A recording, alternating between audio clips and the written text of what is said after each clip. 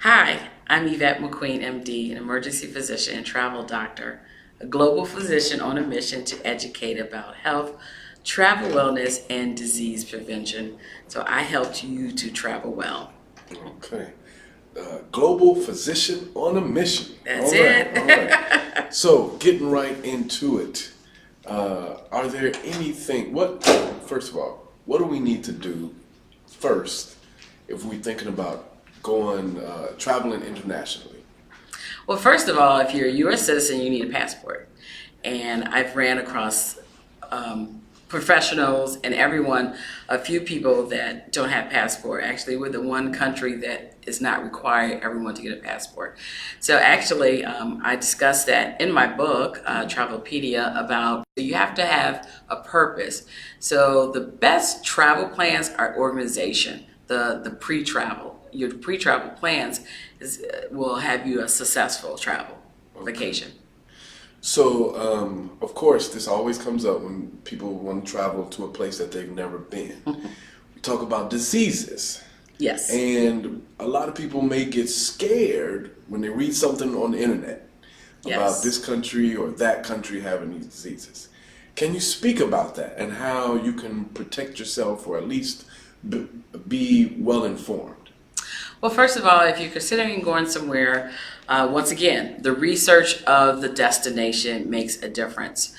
You can go to a travel clinic to find out if you need vaccines, or go to a travel consultant doctor that does travel medicine like I do, or the easy way, cdc.gov.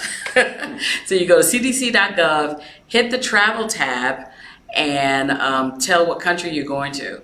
And it will give you all the recommendations for the country, if you need vaccines or required, the types of food they have, things you should avoid, and diseases that are more prevalent there. And even if there is a State Department warning not to travel there. Okay. Being a traveling doctor, what are some of the best, I'm just asking just for your opinion, some of the best and worst destinations that you've been to? Wow. First of all, I don't think there's any worse destination, because the point is always learning about culture, culture, history, how other people live. And just because they don't do the same things or the same way we do it, does not mean it's wrong. So I don't consider anything worse. There are some places maybe are dangerous. Right now, I probably wouldn't be in Syria. But I wouldn't call anything worse, because people are actually living their lives there. Some of the best destinations, it all depends on you, and you're asking my opinion. I'm a warm weather girl, Okay. so I'm always up for water and beach anytime. Now, I've traveled a few international destinations, Okay. and some things have happened where you've got to look for medication that you normally take in the U.S., but then it's in another language. Yes. Can you help us navigate through that?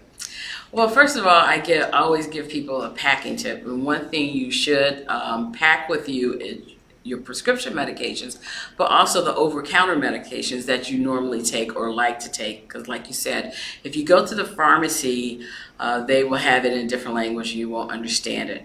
Also, you can talk to the pharmacist, because in a lot of other countries, medicine is actually prescribed by the pharmacist and not by the doctor. So once I was in France and I had to get some medication, and they're like, no, you don't need to go to the doctor, just go to the drugstore. You end up talking to the pharmacist and they gave you the medication.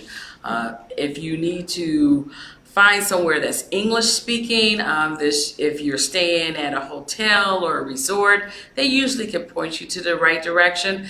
And of course, if any problems come up as far as medically where you need to be seen, you can always find your U.S. Embassy and consulate that has the medical services where you can go to. Okay, okay. Speaking of warm weather and water and beaches, are there any bodies of water that we need to avoid, or at different times? Is there anything like that?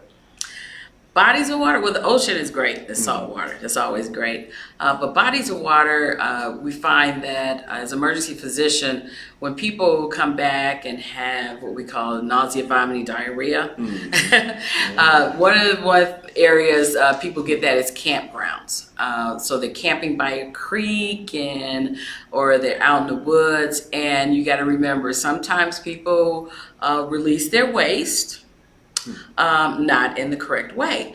So sometimes you can get sick around the camping area. So that's why they say use basically bottled water. Also in some of the non-first world countries, I don't want to say third world, but they're not industrialized countries.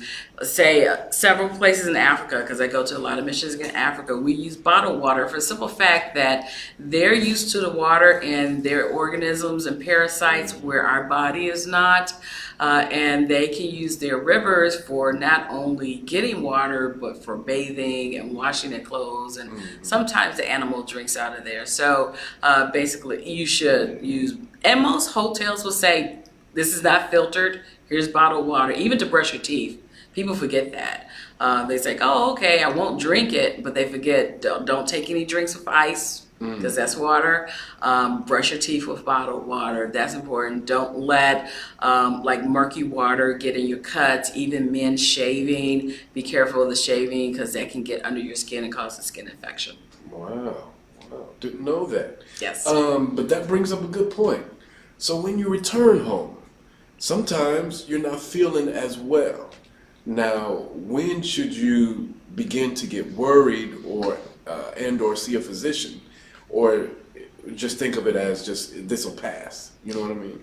Well, yeah, I talk about post-travel diseases, and there's like 2 or 3 that really pops up a lot.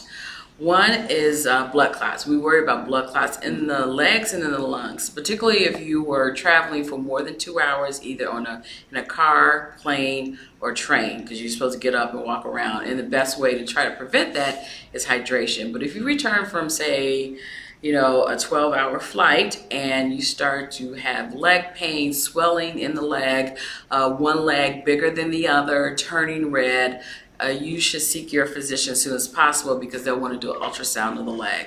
Of course, if you have any difficulty breathing, sharp chest pain, you just can't catch your air, we worry about blood clots with that.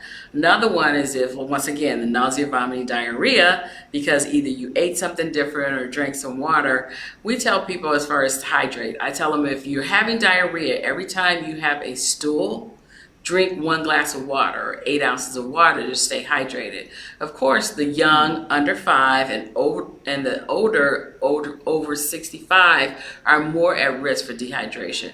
But if you're having consistent diarrhea, and that's like a stool every 1 to 2 hours for more than 2 days, you need to see a doctor. So when you go to your doctor, emergency room, urgent care, whoever you go to, you have to tell them, I was traveling. Please don't forget that. I was traveling. That's more important. And then you also need to tell them the country you went to because certain countries carry certain diseases. Of course, if you have a persistent fever more than 2 days, and we consider a fever 100.8 and 100.4 and above, and you have a fever and you're taking your Tylenol, ibuprofen, and it's not going away, you should see a doctor because you may have traveled to a country that has malaria, and we're worried about things like that. Very interesting.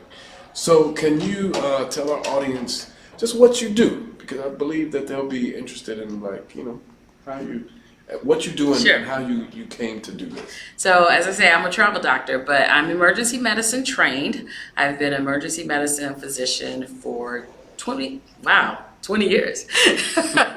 And for the last 10 years, I've been doing what they call locum tenens, or temporary substitute doctor.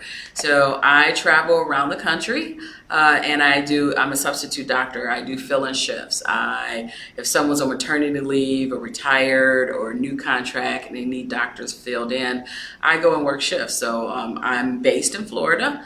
And then I just contract out either to hospitals or staffing companies, and I fly in, I work maybe 3 or 4 shifts, and I fly home, and I do that maybe 2 to 3 times a month. So that's why I call myself the travel doctor. Also, within the last 2 years, I'm in travel medicine, where I'm a concierge physician for travelers. So I actually give pre-travel consultations along with telemedicine consultation to travelers as they're traveling internationally. I work with some of the newer up-and-coming travel groups, and also I'm a mission team doctor because my church in Hopewell Church in Jacksonville, we've been going to Malawi, East Africa for the last 18 years. And so for the last 14 years, I've been the mission team doctor and providing medical care for the last 3 years in Malawi. I also have a Malawi medical license. Impressive. Thank you. Impressive. Thank you. So how can people get in contact with the traveling doctor? Yes, you can reach me. My name is Yvette McQueen, MD. So I made that easy for everybody. My website is YvetteMcQueenMD.com. That's YvetteMcQueenMD.com. All social media, Facebook, Twitter, LinkedIn, Instagram, Yvette McQueen, MD. And then I have my recent book. I launched it in May. It's called Travelpedia. It tells people about how everything I just said, how to get started, how to travel efficiently, get through TSA, traveling with infants and toddlers, how to pick things to eat, hotel safety. I'm big on that, especially for women solo travelers, staying safe and healthy while you travel. Awesome. Well, great. Dr. McQueen, I learned a lot today. Well, I'm glad you I learned did. a lot. And I'm ready for that next trip. So. Okay, yeah, actually, Travelpedia, and you can get travelpediabook.com, and I'll send it out to you as soon as you sign up. All right. Thank you so much, Dr. McQueen, right here at the National Medical Association 2018.